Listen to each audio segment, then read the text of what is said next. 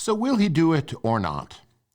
Raskolnikov is repulsed by the idea of committing the murder, but also committed to the idea of committing the murder.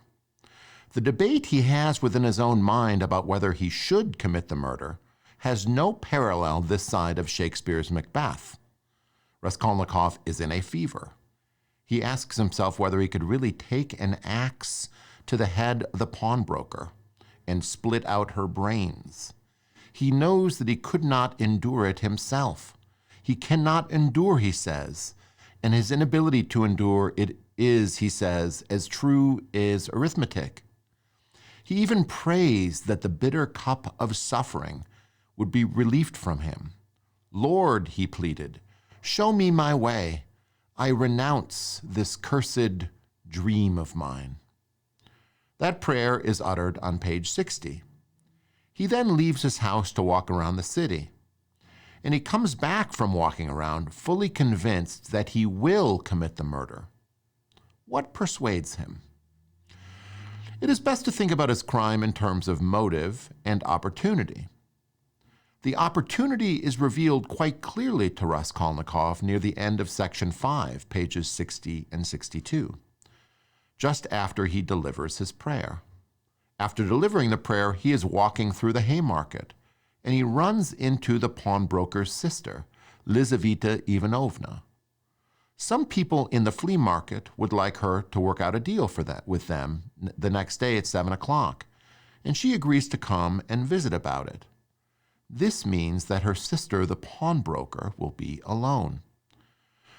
When Raskolnikov overhears this, he walks like a man condemned to death, and he feels with his whole being that he no longer has any freedom either of mind or of will, and that everything had suddenly and finally been decided.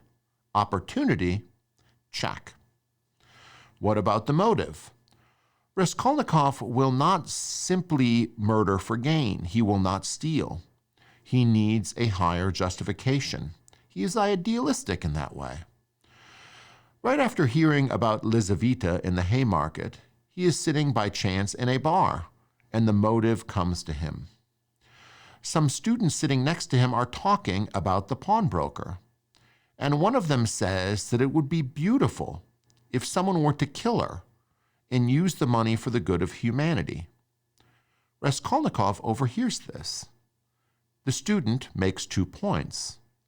First, the stupid, meaningless, worthless, wicked, sick old crone does no good to anyone, and on the contrary is harmful to everyone. The world will be better off without her. Second, from her resources, dozens of families could be saved from destitution, from decay, from ruin, from depravity. Her money could be put in the service of all mankind and the common cause. A win-win. Of course, the students are too decent to actually commit the murder, but they seem to believe the murder would serve the cause of justice. For them, it is a theoretical discussion, and they shoot another round of drinks and leave the academic point aside. Raskolnikov hears in their justification the thoughts of his own mind, and he walks away as though there were indeed some predestination in the idea that he will commit the murder. Motive? Check. Indeed, Raskolnikov was convinced of everything. He could no longer find any conscious objections to committing the murder. He had every intention to do it and do it right. He thought deeply about why people who commit crimes get caught. He determined that it was the criminal himself that almost always gave himself away, a sort of failure of will and reason, he says. He even justifies the murder to himself, thinking that it was not a crime if he committed it, and for the reasons he was doing it. He would have the strength and the cunning to commit the murder. He would not be stricken with pangs of conscience or a morbid remorse. He would kill and get away with it. He would commit the perfect crime. Now, I have not done here a full investigation of Raskolnikov's motives or his state of mind. More about that needs to be revealed later, but everything important about it is here at this point. We will have to develop a timeline, perhaps, of his coming to the point where he would murder the pawnbroker with an axe in subsequent videos. And murder her he does in section 7. It is all over in a flash. But certain things start to go wrong. He cannot find her money. The pawnbroker's sister, Lizaveta, comes back early from her meeting, and Raskolnikov kills her, though she was somewhat slow. It will be hard to justify that murder on the terms that Raskolnikov had put forward earlier. Then some people come to the door and try to get in, though the door is latched from the inside. Someone must be home if the door is latched, they reason.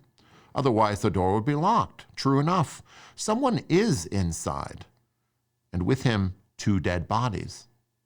But the men who are trying to get in the apartment leave to go get some help, and while they leave, Raskolnikov sneaks out. He goes back home. He hides the evidence, and that is that. That is how part 1 ends. Is it the perfect crime? So the question that emerges really concerns Raskolnikov's motives and his strength. First, his motives are confused. As he listens to the students in the tavern, he makes a kind of calculation that points to an ideological reason for the murder. The pawnbroker woman is a blight on the world, and her resources can be reallocated to make good come from her wealth. One of the obvious questions about such thoughts is, who is to decide? Who is to decide who is a blight? Who is to decide who is to kill? Who is to decide what to do with their wealth? Therefore, the ideological reason for the murder points to the question of human greatness, of being able to decide. The person who has to decide who lives and who dies must have both the strength and the wisdom to decide well. What would enable a person to think that he had achieved such a godlike position, to decide for all who lives and who dies? Raskolnikov seems to think he has the strength, cunning, and wisdom to get this done. He seems convinced that he has identified a blight and a good that could come from removing it. But it is also necessary that such a person has transcended the limits set by the human conscience. That person must be an absolutely convinced ideologue to kill for this supposedly greater good. Perhaps the very act of killing can be evidence of one's moral superiority, so to speak. That moral superiority would consist in transcending good and evil, and of transcending the mere respect for life characteristic of bourgeois and Christian societies. So Raskolnikov's murder motives are complex, and they point beyond any kind of humanitarian ideology toward the view of living beyond good and evil. And the pangs of his conscience make him turn to God for a justification of living beyond good and evil. Is that living beyond good and evil? What is the regular operation of good and evil like?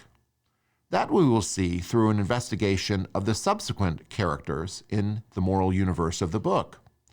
There are some good people and some bad ones, but no one is exactly like Raskolnikov. Let us turn to that moral universe next. Many of us will recognize ourselves precisely here.